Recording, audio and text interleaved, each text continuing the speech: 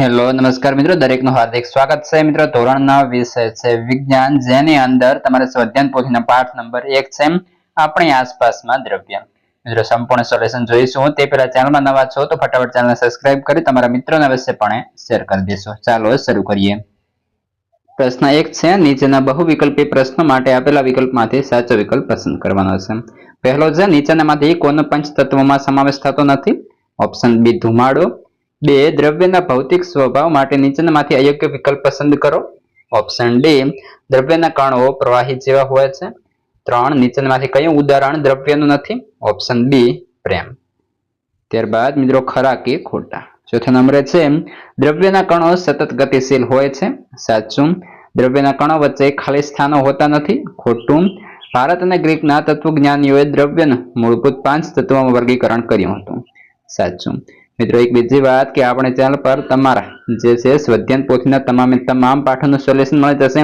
ઉપરાંત સ્વાધ્યાય સોલ્યુશન, નકશા પોથી, પ્રયોગ પોથી વગેરે પણ ઉપલબ્ધ છે, જેની તમામ પ્રકારની લિંક આ વિડીયો ડિસ્ક્રિપ્શનમાં મળી જશે। પ્રશ્ન 3, સાચું બનાવવા માટે ખાલી જગ્યા પૂરો।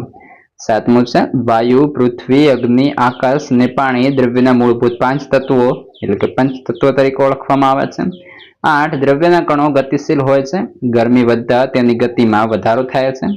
2, જુદા જુદા પ્રકારના દ્રવ્યના કણોની એકબીજાના આંતરમિશ્ર થવાની ઘટનાને પ્રસરણ કહે છે। ત્યારબાદ મિત્રો પ્રશ્ન 4, જેમાં એક વાક્યમાં ઉત્તર આપીશું। પહેલો પ્રશ્ન એટલે કે 10મા નંબરે છે, પ્રસરણ એટલે શું? 2 જુદા જુદા પ્રકારના દ્રવ્યના કણોની એકબીજામાં આંતરમિશ્ર થવાની ઘટનાને પ્રસરણ કહે છે। ત્યારબાદ પ્રશ્ન 11, તરવૈયો સ્વિમિંગ પુલમાં પાણીના પ્રવાહને કાપીને આગળ વધી શકે છે? અહીં દ્રવ્યનો કયો ગુણધર્મ જોવા મળે છે? તો કે પાણીના અણુઓ વચ્ચે આંતર આણવીય આકર્ષણ બળ વધુ હોય છે। ત્યારબાદ પ્રશ્ન 12, નીચેના પૈકી કયા દ્રવ્યો નથી? તો વિચાર, ઠંડી અને ધિક્કાર દ્રવ્યો નથી। ત્યારબાદ જોડકા સાચી રીતે જોડો। જોઈએ પહેલું દળ તો સામે આવશે કિલોગ્રામ અને કદ તો આવશે ઘન મીટર। ત્યારબાદ આગળ વધીએ। 1.3, દ્રવ્યની અવસ્થાઓની અંદર પહેલો વિકલ્પ આપણને કહ્યું છે, વહેવું એ તરલનો અનન્ય સ્વભાવ છે। નીચેનામાંથી કયું વિધાન સાચું છે? ઓપ્શન સી, વાયુ અને પ્રવાહી પદાર્થો તરલ તરીકે વર્તે છે। ત્યારબાદ 15, કેટલાક પદાર્થોને તેમના કણો વચ્ચેના આકર્ષણ બળના ચડતા ક્રમમાં ગોઠવ્યા છે। નીચેનામાંથી કયો વિકલ્પ સાચી ગોઠવણી દર્શાવે છે? ઓપ્શન સી, ઓક્સિજન, પાણી, ખાંડ। આગળ વધીએ। 16, નીચેનામાંથી એક ગુણધર્મ ઘન પદાર્થોનો નથી તે ઓળખો। તો ઓપ્શન ડી, તેનું સંકોચન કરી શકાય છે।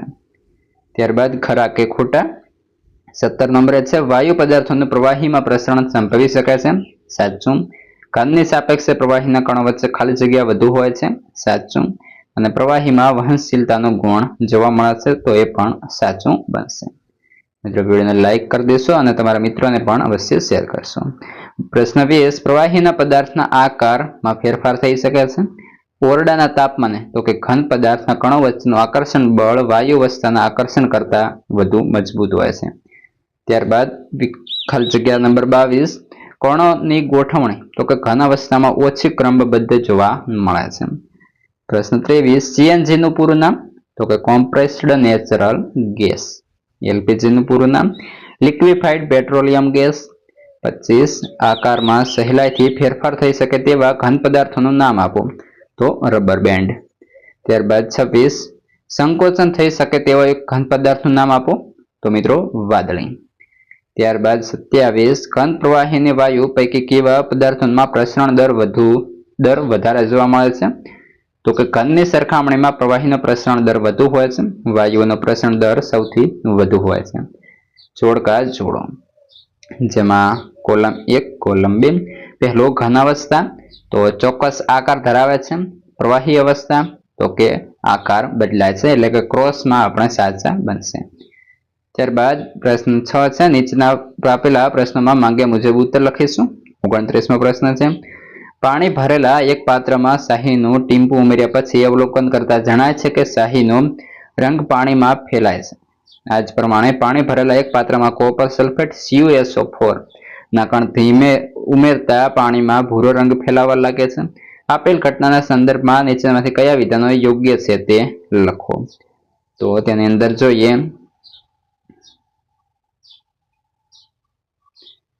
બનશે આપણો ઉત્તર તો કે પ્રવાહીનું પ્રવાહીમાં પ્રસરણ શક્ય છે, ઘનનું પ્રવાહીમાં પ્રસરણ શક્ય છે, પાણી તરલ છે, કોપર સલ્ફેટ કરતા પાણીના કણો પાણીમાં જલ્દી પ્રસરે છે. ત્યારબાદ પ્રશ્ન 30 મહેશે ઘન પદાર્થો અને પ્રવાહી પદાર્થોના ગુણધર્મોનો તફાવત નીચે મુજબ લખ્યો છે. શિક્ષકે જણાવ્યું કે આ તફાવતના મુદ્દા અરસપરસ બદલાઈ ગયા છે. ફરીથી લખો, ઘન પદાર્થો, પ્રવાહી પદાર્થો. તો આપણે તેનો જવાબ લખીશું. પહેલા ઘન પદાર્થની વાત કરીએ તો ચોક્કસ આકાર ધરાવે છે, એ વળી શકતો નથી, કણો વચ્ચે ઓછી જગ્યા હોય છે, તેમાં અન્ય પદાર્થોનો પ્રસરણ દર ઓછો હોય છે. પ્રવાહીની અંદર તો કે આકાર ધરાવતો નથી, વળી શકે છે, કણો વચ્ચે જગ્યા વધુ હોય છે અને પ્રસરણ દર પણ વધુ હોય છે. ત્યારબાદ પ્રશ્ન 31 છે, જેની અંદર આપણને જે છે સિરિંજમાં વિવિધ પદાર્થો આપ્યા છે. તેની અંદર પહેલું પૂછ્યું છે કઈ સિરિંજમાં પિસ્ટન સહેલાઈથી દબાઈ શકે છે, અને બી આ પરથી તમે શું તારણ કાઢશો? તો કે પાણીવાળી સિરિંજમાં પિસ્ટન સહેલાઈથી દબાઈ શકે છે. ઘનની સરખામણીમાં પ્રવાહીનો પ્રસરણ દર વધુ હોય છે. ત્યારબાદ 32 નંબરે છે આપણને 3 પ્રકારની દ્રવ્યની અવસ્થાઓ આપી છે, એ, બી અને સી. 3 અવસ્થાઓની ઓળખ કરો તો કે ઘન અવસ્થા, પ્રવાહી અવસ્થા અને વાયુ અવસ્થા. બી આ પૈકી કઈ અવસ્થા પદાર્થો તમારી આસપાસ સૌથી વધારે જોવા મળે છે? તો કે ઘન અને વાયુ અવસ્થા. ત્યારબાદ આગળ વધીએ.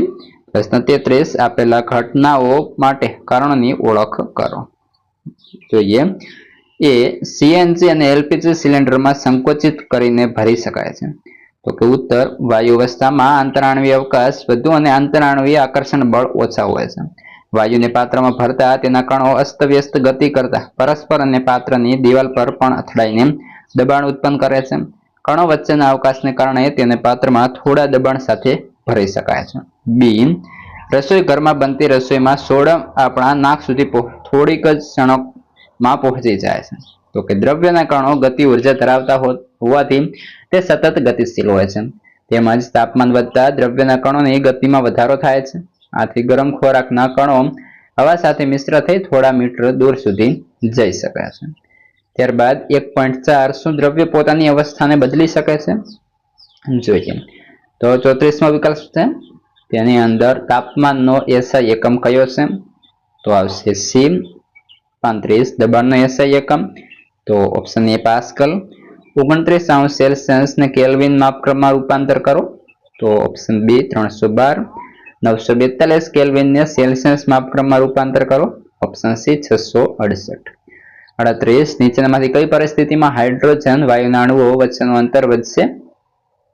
તો આની અંદર ઓપ્શન સી એટલે કે 2 અને 3 પાત્રમાંના થોડાક હાઇડ્રોજન વાયુનું ગળતરણ થવાથી અને હાઇડ્રોજન વાયુના પાત્રનું કદ વધારતા. ત્યારબાદ ખરા કે ખોટા? જોઈએ. બરફનું ગલન બિંદુ તો 273 કેલ્વિન છે, સાચું. પાણીનું ઉત્કલન બિંદુ 373 કેલ્વિન છે, તો મિત્રો અહીં આપણને ખોટું આવશે. પાણીનું ઉત્કલન બિંદુ 100 આવશે. ત્યારબાદ ઘન અવસ્થાનું સીધું જ વાયુ અવસ્થામાં રૂપાંતર થઈ શકે છે, સાચું. ઘન CO2 ને સૂકો બરફ કહે છે, તો એ પણ સાચું. 100 સેલ્સિયસ તાપમાને પાણી, પ્રવાહી અને વાયુ બંને અવસ્થામાં જોવા મળે છે, તો ખોટું. આગળ સાચું બનાવવા માટે ખાલી જગ્યા પૂરું. ઘનના પ્રવાહી સ્વરૂપમાં રૂપાંતર થવાની પ્રક્રિયાને તો કે ગલન કહે છે. 273 કેલ્વિન તાપમાને પાણીના કણોની ઉર્જા તેમજ તાપમાને બરફના કણોની ઉર્જા કરતા વધુ હોય છે. 46 ઘન પદાર્થનું વાયુ અવસ્થામાં રૂપાંતર પામ્યા સિવાય સીધું જ વાયુ અવસ્થામાં રૂપાંતર એટલે ઉધ્વપાતન. 47 ઉધ્વપાતન પામતા પદાર્થનું એક ઉદાહરણ તો કે કપૂર છે. ત્યારબાદ આગળ પ્રશ્ન 48 વ્યાખ્યા આપો ગલન બિંદુ. તો કે જે ચોક્કસ તાપમાને ઘન પદાર્થ પીગળીને પ્રવાહી સ્વરૂપમાં રૂપાંતરિત થાય તે તાપમાનને પદાર્થનું ગલન બિંદુ કહે છે. વ્યાખ્યા આપો ઉત્કલન બિંદુ. તો કે એક વાતાવરણ દબાણે જે તાપમાને પ્રવાહીનું વાયુ સ્વરૂપમાં રૂપાંતર થવાની શરૂઆત થાય છે એટલે કે પ્રવાહી ઉકળે છે તે તાપમાને જે તે પ્રવાહીનું ઉત્કલન બિંદુ કહે છે. 50 વ્યાખ્યા આપો ગલન ગુપ્ત ઉષ્મા. તો કે પદાર્થના ગલન બિંદુ જેટલા તાપમાને અને એક વાતાવરણ દબાણે 1 કિલોગ્રામ ઘન પદાર્થને પ્રવાહી અવસ્થામાં રૂપાંતરિત કરવા માટે જરૂરી ઉષ્મા ઉર્જાને ગલન ગુપ્ત ઉષ્મા કહે છે. 51 વ્યાખ્યા આપો બાષ્પીભવન ગુપ્ત ઉષ્મા. તો કે 1 કિલોગ્રામ પ્રવાહી પદાર્થને એક વાતાવરણના દબાણે તેના ઉત્કલન જેટલા તાપમાને વાયુમાં રૂપાંતરિત કરવા માટે જરૂરી ઉષ્મા ઉર્જાને બાષ્પીભવન ગુપ્ત ઉષ્મા ઉર્જા કહે છે. ત્યારબાદ વ્યાખ્યા આપો ઉધ્વપાતન. તો કે પ્રવાહી અવસ્થામાં રૂપાંતરિત થયા વિના ઘન અવસ્થામાંથી સીધું વાયુ અવસ્થામાં રૂપાંતર થવાની ક્રિયાને ઉધ્વપાતન કહે છે. નિક્ષેપન. તો કે પ્રવાહી અવસ્થામાં રૂપાંતરિત થયા વિના વાયુ અવસ્થામાંથી સીધું ઘન અવસ્થામાં રૂપાંતરિત પ્રક્રિયાને નિક્ષેપણ કહે છે. આગળ વાતાવરણીય વાયુઓના પ્રવાહીકરણ માટેની કોઈ પદ્ધતિ સૂચવો. તો કે વાતાવરણીય વાયુઓના પ્રવાહીકરણ માટે વાયુ ઉપર ઊંચું દબાણ લગાડવામાં આવે છે. ત્યારબાદ પ્રશ્ન 5, નીચેના જોડકા સાચી રીતે જોડો. તાપમાન, તો મિત્રો ઓપ્શન બી એટલે કે 2 આવશે કેલ્વિન. દબાણ, તો તેનો પાસ્કલ આવશે. ત્યારબાદ 56 નંબર છે જોડકા જોડો. ગલન, તો સામે આવશે ઘનનું પ્રવાહીમાં રૂપાંતર. ઉત્કલન, તો કે પ્રવાહીનું વાયુમાં રૂપાંતર. અને ઉધ્વપાતન, તો કે ઘનનું વાયુમાં રૂપાંતર. ત્યારબાદ પ્રશ્ન 6, આપેલા પ્રશ્નોના માંગ્યા મુજબ ઉત્તર લખવાના છે. 57 પ્રશ્ન છે, આપેલ આકૃતિનું ધ્યાનથી અવલોકન કરો. ઘટના 1 માં થતી પ્રક્રિયાઓના નામ જણાવો. તો કે ગલન અને ઘનીભવન. ઘટના 2 ની અંદર તો કે બાષ્પીભવન અને સંઘનન. 58, પાણીનો એક નમૂનો સામાન્ય તાપમાને અને દબાણે 102°C તાપમાને ઉકળે છે. એ, શું આ પાણી શુદ્ધ છે? નમૂનામાં દ્રવ્ય પદાર્થો હાજર હોવાથી તે શુદ્ધ પાણી નથી. બી, શું આ પાણી 0°C તાપમાને બરફ બનશે? સમજાવો.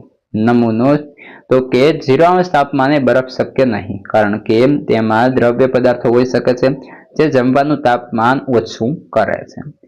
59, તો કે આની અંદર જે આપણને આલેખ આપ્યા છે તેનું આપણે સાચું પરિણામ દર્શાવે છે કે નહીં ને કઈ રીતના તે આપણે લખવાનું રહેશે.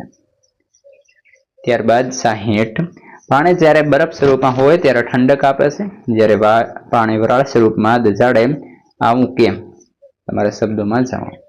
તો કે જ્યારે બરફ કોઈ ત્વચા કે વસ્તુ સાથે સંપર્કમાં આવે ત્યારે તે તમારાથી તાપ લઈ ધીમે ધીમે પીગળે છે. તાપ તમારા શરીરમાંથી ખેંચાય એટલે તમે ઠંડક અનુભવો છો. જ્યારે તાપ ઘણો ઊંચો હોય એટલે ત્વચાના કોષોને નુકસાન પહોંચે છે, એટલે ત્વચા દાઝે છે.